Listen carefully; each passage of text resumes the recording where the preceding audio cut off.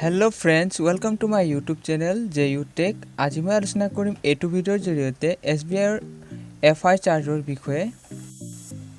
যদি আপুনি Google Pay, Phone Pay, Paytm আদি UPI জৰিয়তে ট্ৰানজেকচন কৰে বা পে কৰে তেনেহলে প্ৰতিটো ট্ৰানজেকচনত কাটিব 17 টকা 70 পইচা কৈ।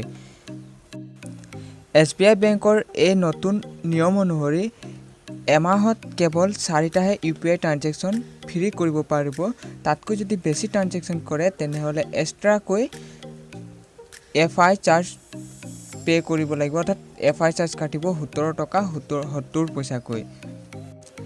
কিন্তু SBI সকলো একাউণ্টতে এই FI চাৰ্জটো লোৱা নহয়, কেৱল জিৰ' একাউণ্ট আৰু জনধন যোজনা একাউণ্ট এনে ধৰণে SBI একাউণ্টবোৰতে এই FI চাৰ্জটো কটা হৈছে।